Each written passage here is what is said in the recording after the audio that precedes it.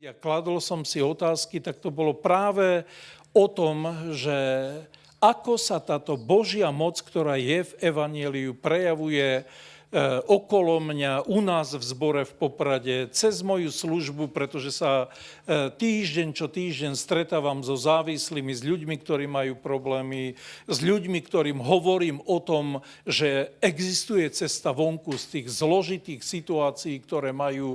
Stretávam sa s manželmi, ktorí myslia, že len rozvod je už ich cestou a kde hľadáme cestu ako vonku. A práve toto je ten priestor, v ktorom, keď som zrazu čítal a Duch Boží zasvietil mi cez tieto slova, že som hlboko vo svojom srdci povedal, áno, Pane, verím, že evanjelium je Božou mocou. Verím, že tam, kde prenikne evanjelium, tak tam ty konáš veci, lebo budeme hovoriť ďalej, o čom to celé je nejako. Ale viete čo, zároveň som bol aj trochu smutný, že asi niečo je treba robiť aj inak.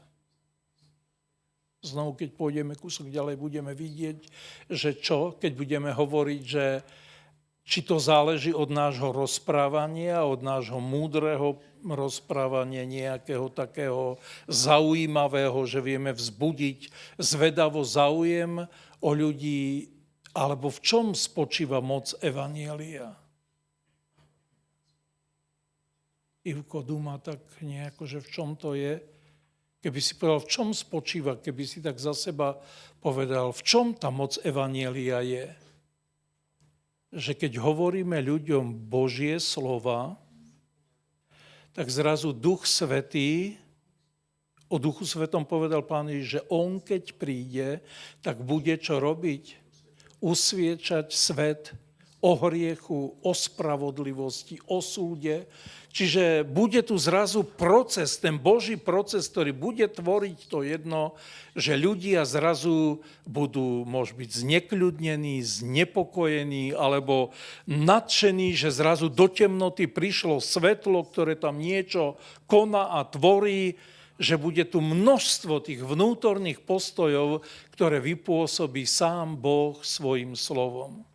My preberáme teraz knihu Skutkov na biblických hodinách u nás v Poprade a mali sme práve 2. kapitolu a 3. sme začínali uvažovať nad ním a keď si spomeniete na kázeň apoštola Petra po tom, čo bol vyliatý Duch Svätý, spomínate si niekto, písmáci, vy, ktorí milujete Božie slovo, tak asi viete, že a keď Peter potom sa postavil spolu s ním, boli tí ďalší apoštoli, čiže zrazu tam stalo tých 12 mužov, asi predpokladám, že všetci tam, nie že asi, boli tam všetci, veď vyšli z vrchnej dvorany, tam boli zídení a postavili sa apoštoli okolo Petra, dokonca aj s tým novo ustanoveným apoštolom Matejom, a zvestovali Božie slovo. A Peter bol hovorcom celej tejto skupiny a keď si pozriete tú kapitolu, tak zrazu vidíte, a ide Peter od jedného citovania Božieho slova, že toto je to.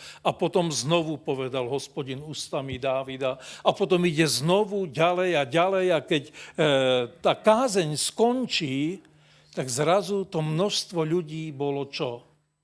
Hlboko zasiahnutých do svojho vnútra, do srdca a pýtajú sa, mužovia, bratia, čo máme robiť? A toto je to, čo sám nejakým spôsobom sa usilujem vnímať i vo svojom živote, že do akej miery, René už spomínal, ale príjmete moc Ducha Svätého a budete mi svedkami. Do akej miery je to o tom, že to pomazanie a zmocnenie Ducha Božieho je prítomné na nás, keď hovoríme s ľuďmi o tom, čo sme uverili, čo sme prijali, čo sme presvedčení, že je pravda. A na druhej strane, keď sme v kontakte s ľuďmi, modlíte sa za svoje rodiny, za tých, čo nie sú spasení ešte? Robíme tak, nie? Že vieme, že koľkokrát sme už hovorili ľuďom o Pánovi Ježišovi. A ešte stále mnohí nejako neprežili to jedno, že by zažili to jedno, že Boh svojou mocou ich premiestnil z kráľovstva temnoty do kráľovstva Pána Ježiša, že boli vytrhnutí z moci tmy a prežili niečo, tak si uvedomujeme to jedno, že ak sa má diať to jedno, že evanjelium bude skutočne mocou Božou, tak potrebujeme čo robiť? Viac sa modliť, aby sme boli použiteľní, ale viac sa modliť aj za tých, ktorých nám dáva Boh do nášho života, aby aj oni boli pôsobením Božieho ducha a Božieho slova premenení naozaj zo smrti do života. Súhlasíme, zhodneme sa v tom? Boh chce, on nie je vyberačom osôb. Keď v ranej cirkvi tak mocne pôsobil, keď pôsobí v niektorých tých mestách, ktoré som menoval, že už im je 300 miest málo a že idú stavať 800 a stále si uvedomujú, že no dobre, ale tých ľudí tam žije vyše 8 000 a my len 800 sedadiel ideme robiť, tak dá sa to vyriešiť, nie? Pamätáte si, keď rastlo evanjelium v Soule v Koreji? Bol som v zbore tam, nielen skupinky, ale v nedeľu bolo asi 5 bohoslúžieb. A 35 000 kapacita modlitebne, v ktorej sme sedeli, v ktorej boli bohoslúžby a do zboru ste mohli chodiť len s kartičkou svojej farby. Keď ste išli do zboru, tak ste museli vytiahnuť svoju kartičku a vtedy vás pustili. No a inak žiaľ nebolo možné, lebo kapacita bola rozdelená medzi bratov a sestier, pretože korejský zbor s tým okolím mal vtedy okolo 700 000 členov. A začínali, viete ako? Pastor Yonggi Cho, jeho manželka a deti, asi 7 starí svokra nejako boli. Úplne malá, skôr rodinná skupinka, z ktorej Boh zbudoval to jedno, že tam povstal v buddhistickom prostredí, ktoré nemalo nejakú tú tradíciu dlhodobú kresťanskú.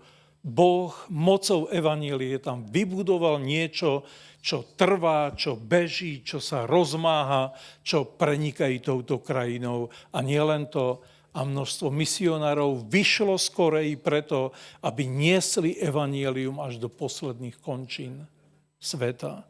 Takže keď hovoríme i o tom, čo sme čítali z týchto veršoch, tak verím, že to máme v sebe, takže áno, Pane, veríme, že evanjelium, čiže tá radostná správa o tom, Otče, že Ty zachráňuješ ľudí, že Ty nemáš záľubu v smrti hriešníka, že Ty vo svojom synovi si našiel cestu a spôsob, ako hriešník môže byť zmierený so svätým Bohom a ako sa môže stať súčasťou tej Božej svätej rodiny, že Ty to máš vyriešené a platí to aj pre dnes. Takže v tomto máme zhodu, alebo niekto sa chce spýtať ešte na niečo, že nerozumiem tomu. Že či to naozaj má evanjelium Božiu moc. Máme. V tomto zhodu úplne máme jednoznačne, keď na vás pozerám. Druhú vec, ktorú som si uvedomil, to jedno, že to evanjelium, ktoré je živé, mocné a účinné, ono veľmi dobre pôsobí v istom prostredí. A keď Pavol píše tým Kolosanom, tak on, keď je spolu s bratmi na modlitbách, ďakujú za 3 veci. Ďakujú za to, že v Kolosách, v tomto zbore, ktorý nebol až taký starý, že tam je viera. Boli to ľudia, ktorí mali vieru, živú, účinnú vieru, ktorá sa dotýka Boha, ktorá prežíva to jedno, že Boh je zjednotený so svojím ľudom.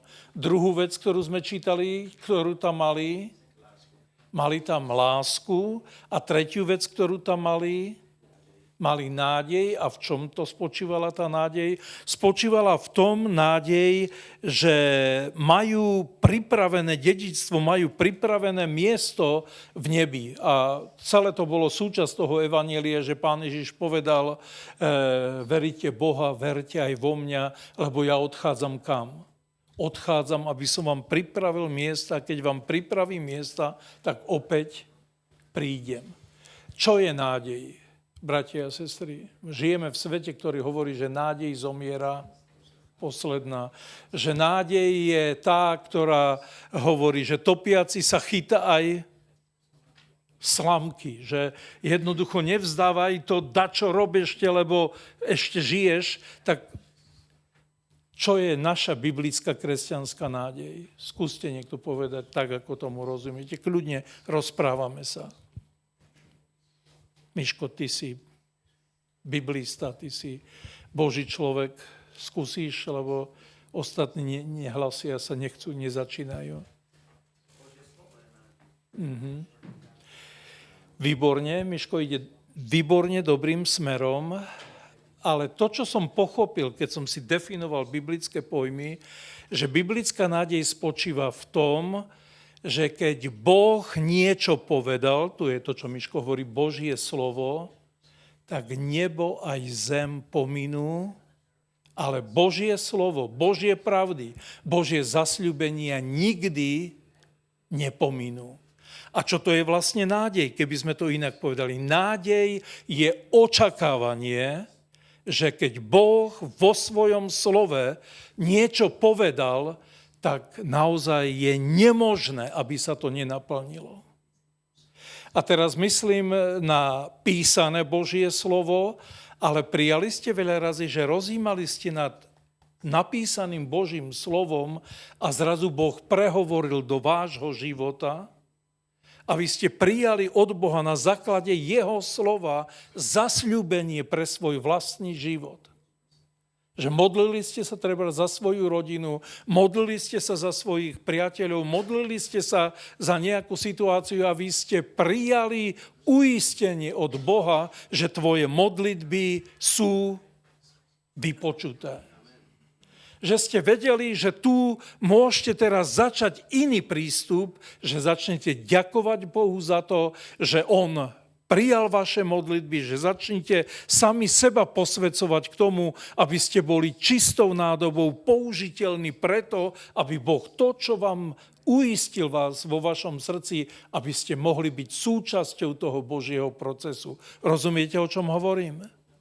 Že vtedy, keď naozaj Božie napísané slovo sa stane oživeným slovom v našich srdciach, tak my získavame veľmi silný vnútorný postoj a veríme, že Boh urobí veci. Rozprávali sme sa s jednými manželmi, keby ste ma niekto mali tak radi, že mi dáte pohár vody, bol by som vám vďačný a nestratíte odplatu. Takže stretli sme sa s manželmi, ktorí slúžia Pánovi a trápia sa nad tým, že ich deti sa rozhodli nejako inak a niekde momentálne žijú mimo toho, aby videli, že naozaj sú v Pánovi. A ten brat hovorí, ja som prijal od Pána uistenie, že všetky naše deti budú slúžiť Pánovi, že budú zachránení. A bolo vidieť, že jeho pohľad na veci, jeho postoj je, ďakujem veľmi pekne, Ondrej, že jeho postoj jednoznačne je v tom, ale Pán mi dal svoje slovo. A to, čo je úžasné, že keď dostaneme Božie slovo, tak my vieme, že my vieme aj zomrieť v nádeji. To znamená, Pane, to nie je o tom, že to ja tu, ale ja viem, že to, čo si mi povedal, že sa stane, keby som aj svojimi očami nevidel, že sa to už naplnilo, odchádzam, Pane, v nádeji, lebo moje oči videli. Pamätáte si na jedného muža, ktorý hovorí, zobral bábätko na ruky a hovorí, ďakujem ti, Bože, teraz prepúšťaš svojho služobníka v pokoji, lebo moje oči videli tvoju spásu. Simeon a bábätko, Pán Ježiš. On Duchom Svätým privedený do chrámu zrazu má prepojené veci a hovoria, môžem ísť domov. A to bola časť tej skupiny, ktorí očakávali vykúpenie Hospodinovo v Izraeli. Anna a boli ďalší v Jeruzaleme, ktorí naozaj vedeli, že čas prichádza, že čas je tu a Simeon to takto pekne sformuloval. Môžem odísť. Kto bude pohrdať dňom malých začiatkov. Takže to je to, čo by som chcel povedať, že naozaj uvedomme si, že to, čo je veľmi dôležité, je, ak má rásť evanjelium, ak má prinášať ovocie, a to je môže byť môj milovaný brat pastor, môj spoluslužobník. Vy viete, že my sme s Renem pastorovali zbor tuto v Bystrici, prv ako som zlyhal a potom René išiel ďalej a ide ďalej a teším sa, že ideš ďalej. Takže to je veľmi vzácny človek pre mňa. Vždy, keď prídem, ho stiskam vrúcne nejako. A toto je to, čo René rozmýšľam, že naozaj potrebujeme i v modlitbách, ale aj prakticky usilovať o to, aby v zboroch, kde slúžime, kde kážeme Božie slovo, bolo vytvárané prostredie viery, lásky a očakávanie, že všetko, čo Boh povedal, je základom toho, aby sme na to čakali, aby sme v to verili a aby sme boli otvorení pre to. A preto, bratia a sestry, by som chcel poukázať na to, ako viera, ktorá je Božím darom, lebo pamätáte z listu Efeským, milosťou ste spasení, čiže nijako inak, iba milosťou a spasení sme skrze vieru. To znamená, že dokonca z milosti nás Boh zachraňuje a keďže je to skrze vieru, tak ešte aj tá viera je Boží dar, ktorý prijímame, ktorú v nás vzbudzuje Božie slovo a Boží duch. A z toho dôvodu môžeme vidieť, že táto viera najlepšie účinkuje, ako to Pavol píše v liste Galackým, že viera činná skrze lásku. Rozumiete, vzbudená viera, teraz máme lásku Božiu rozliatu v našich srdciach skrze Ducha Svätého a teraz milujeme Boha, milujeme ľudí, ktorých máme okolo seba, dokonca aj svojich nepriateľov a tá viera, ktorá sa dotýka Boha, ktorý chce spasiť, ktorý pripravil spásu, tak ona pôsobí, že tam je naozaj to prostredie, kde sa môžu diať Božie skutky. A poukázal by som jeden príklad, keď som išiel, mi Duch Boží ukazoval známy. Preto som hovoril, dali by sa hovoriť aj o iných veciach. Peter a Ján idú do chrámu. Idú na modlitbu, tak ako veriaci ľudia chodia. A zrazu tam cestou prídu k tomu človekovi, ktorý bol chromý. A tam je niekoľko takých vecí, ktorých je veľmi dôležitý. Peter hovorí, a hovorí i za Jána, ktorý ide s ním, strieber a zlata nemám. Ale čo mám, to ti dám. To znamená, že znovu je tu otázka, ktorá je pre nás. Čo máš? A teraz každý z nás si klaďme tú otázku. Teraz môj pohľad na Peťovi utkvel, môj sused bývalý nejako bystrický, s ktorým sme sa modlievali. Každý si naozaj povedzme, čo mám.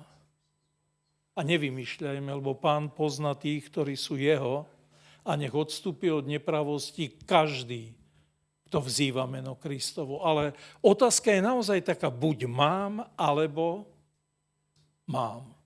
Keď nie Božie, tak tam mám haraburt a kadečoho v tom svojom živote, že som až obťažený tým všetkým, čo mám, ale žiaľ, keď to nie je to Božie, tak to ostatné je len prekážka, to ostatné je len to, čo zatemňuje to Božie želanie, aby sme išli a boli užitoční v jeho rukách. Ale samozrejme, Petrova viera sa potrebovala dokázať. A znovu tam bol moment, na ktorým som rozmýšľal, tak on mu povedal, že v mene Ježíša Krista Nazareckého vstaň a choď, ale nielen to urobil, že vstaň a choď. On prišiel, zobral ho za ruku a pomohol mu vstať, pretože ten chromý potreboval pomoc.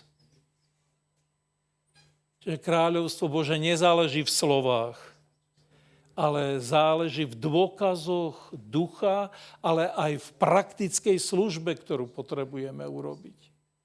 Čiže nielen rozprávajme ľuďom, ale túžme potom, aby Božia moc tam bola prítomná a to, čo Boh chce, aby my sme urobili, tak buďme pripravení to urobiť. Keď Pán Ježiš dával veľké poverenie, tak povedal, choďte a čiňte mi učeníkov. Na záver samozrejme hovorí, a hľa, ja som s vami. A Marek píše, a oni vyšli a zvestovali Božie slovo a Pán, čo robil, potvrdzoval kázané slovo činením divov a zázrakov. Ale Boh sa rozhodol, že bude robiť tak, že Pán Ježiš Kristus je hlavou a my sme údami jeho tela. A keď koná Boh vo svojom synovi, tak vždy tam majme pred sebou ten obraz, že on tam chce mať nás spolu so sebou. Veľmi sa teším z toho sloganu, ktorý má Kairos, že Boh je na misii a my chceme byť na misii s ním. Lebo Boh nás nikdy nikam nepošle, kde keď prídeme, aby nás tam už nečakal. Keď nás Boh niekam posiela, tak je to jeho dielo. A keď my tam pôjdeme poslušne, tak zistíme, že on nás tam už čaká, on pripravil veci, on urobil veci a my zrazu vidíme mocné Božie skutky. Zažili ste to niekedy? Takže Pán vás poslal niekde a keď ste boli poslušní a išli ste, tak ste videli, že Boh tam koná, že Boh pripravil veci, že Pán robí veci. Takže teraz to jedno, čo tam ešte je veľmi dôležité, aby sme pochopili tento Boží spôsob, ako Boh jedná, to jedno, že a zrazu všetci tí ľudia, čo videli uzdravenie chorého, čo robili?